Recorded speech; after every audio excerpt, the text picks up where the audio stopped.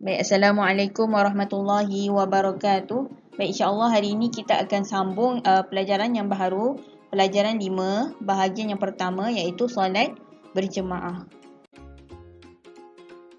Objektif pembelajaran kita pada hari ini ada dua, iaitu yang pertama, murid dapat mengenal dan menyatakan maksud solat berjemaah. Yang kedua, murid dapat menyatakan kepentingan dan kelebihan solat berjemaah. Jadi hari ini kita akan lihat apa itu solat berjemaah dan kita kemudian kita akan lihat kepentingan ataupun apa kelebihan yang kita dapat sekiranya kita solat secara berjemaah. Okay, antum boleh lihat keluarkan buku teks antum, kemudian buka surat 55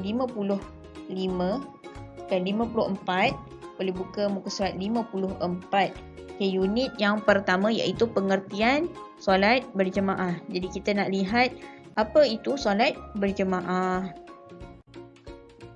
Okay, baik. Pengertian solat berjemaah. Okay, solat berjemaah adalah solat yang dilakukan oleh dua orang atau lebih. Dua orang atau lebih yang diketuai oleh seorang imam dan disertai dengan niat berjemaah. Okey, lihat. Solat yang dilakukan oleh dua orang atau lebih. Mesti dua orang ataupun lebih. Kalau antum solat berseorangan, itu tak dikira sebagai solat berjemaah. Okey. Jadi perlu ada dua orang atau lebih yang diketuai oleh seorang imam. Okey, kalau antum solat ramai-ramai tapi tak ada siapa yang mengimamkan, maksudnya masing-masing solat sendiri tapi beramai-ramai, itu tak dipanggil sebagai solat berjemaah. Okey, maksudnya solat berjemaah ni mesti dilakukan dua orang atau lebih tapi dalam masa yang sama diketuai oleh seorang imam dan disertai dengan niat untuk solat berjemaah. Jadi nanti kita akan belajar macam mana cara untuk niat dalam solat berjemaah. Okay, kemudian kita lihat sebelum tu kita lihat dulu dalam muka surat 54. Okay, dalam muka surat 54 ada satu hadis Nabi dekat bawah tu. Okay, Ustaz akan bacakan sabda Rasulullah sallallahu alaihi wasallam, salatul jamaah tafdulu ala salatil fadzi bisab'in wa 20 darajah. Maksudnya, solat berjemaah lebih baik daripada solat bersendirian sebanyak 27 kali ganda. Okey, dalam hadis ni nak ceritakan tentang kelebihan solat berjemaah. Okey, tentang ganjaran yang kita dapat sekiranya kita tunaikan solat secara berjemaah. Jadi, dalam unit 2, muka surat 55, okay, kita akan lihat apa kelebihan yang kita dapat sekiranya kita tunaikan solat secara berjemaah. Baik, sebelum tu, okay, solat berjemaah ni biasanya kita boleh lakukan semasa solat fardu lah, sama ada solat subuh, zuhur, asar, maghrib ataupun isyak. Okay. Dan solat tu boleh dilakukan secara berjemaah lah. Okay, jadi sebelum tu kita akan lihat kelebihan solat berjemaah. Yang pertama, okay, ada 4 kelebihan. Yang pertama, mendapat pahala 27 kali ganda daripada solat bersendirian. Okay, benda ni adalah sama dengan hadis yang Ustazah baca tadi kan. Maksudnya, kalau kita lakukan solat berjemaah, pahala yang kita dapat adalah 27 kali ganda daripada solat bersendirian. Banyak kan? Kalau kita solat bersendirian, tak sebanyak yang kita dapat semasa solat berjemaah. Jadi rugilah kalau kita solat sendiri-sendiri kan. Okay, lagi sekarang ni antum dalam tempoh kawalan pergerakan kan. Jadi antum tak boleh pergi sekolah dan sebagainya.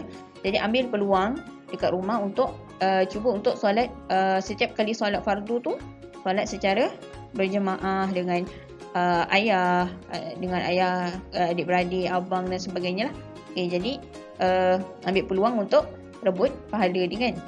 Yang kedua, dapat merapatkan hubungan persaudaraan sesama Islam. Sebab bila kita solat secara berjamaah, kita bercampur dengan umat Islam yang lain kan. Secara dalam satu saf tu ada ramai umat Islam yang lain kan, yang kita mungkin kadang-kadang kita tak kenal. Jadi dengan cara tu secara tak langsung kita dapat merapatkan hubungan persaudaraan kita sesama Islam. Jadi yang ketiga, menunjukkan kesatuan hati umat Islam. Jadi apabila umat Islam solat secara berjamaah, kita nampak bahawa umat Islam ni bersatu hati.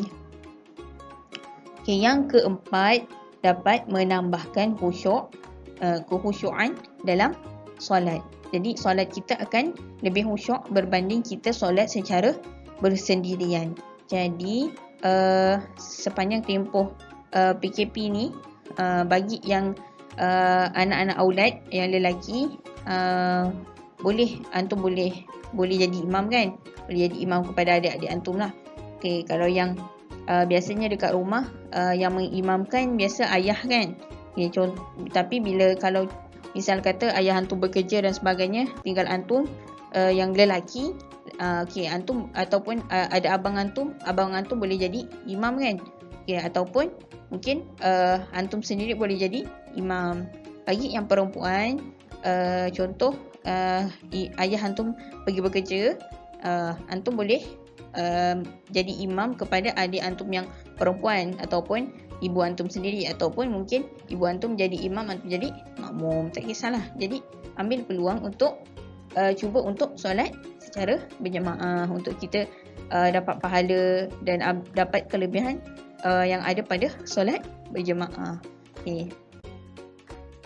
Okey, jom kita lihat sedikit video berkenaan dengan solat berjamaah. Cuba antum lihatlah apa cerita video ni menceritakan tentang apa.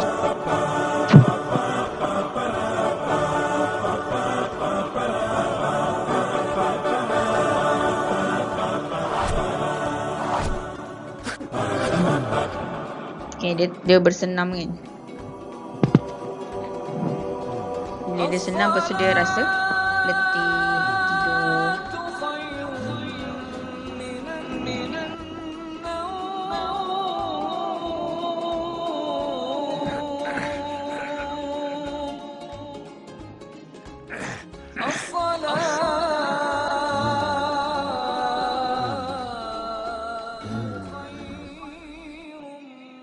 Dah masuk waktu kan. Dah masuk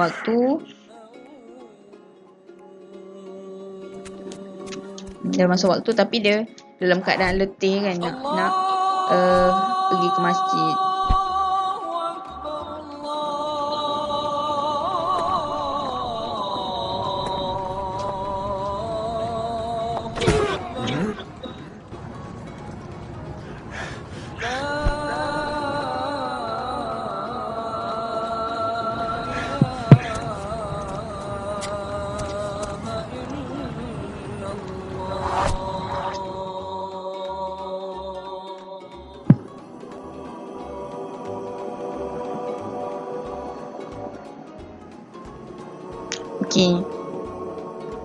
Okey, video ni saja-saja je Ustazah nak tunjuk.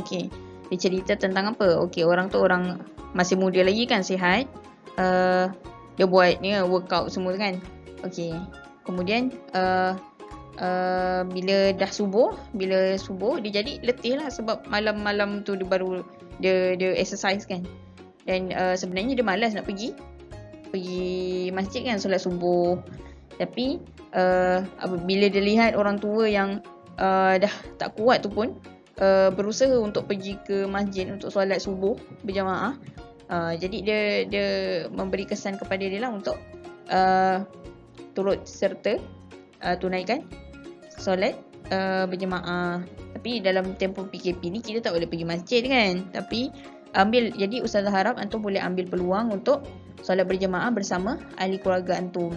Tak dapat untuk ke-5 solat fardu pun tak apa. Kalau boleh satu solat fardu saja pun sudah memadai lah kan. Sekurang-kurangnya antum cuba. Tapi kalau dapat 5 solat fardu, sangat bagus lah. Jadi InsyaAllah itu sahaja pembelajaran kita untuk hari ini. Sikit saja, mudah saja. Cuma antum perlu ingatlah apa dia kelebihan solat berjamaah. Kalau boleh hafalkan, hafalkan. Dan pengertian solat berjamaah jugalah antum boleh hafalkan. Okay. InsyaAllah kita akan sambung unit yang ketiga pada minggu hadapan lah. Nanti antum akan belajar lafaz niat solat berjamaah lah pada minggu PDPC akan datang. Itu saja daripada Ustazah. Jazakumullahu khairal jazak. Assalamualaikum warahmatullahi wabarakatuh.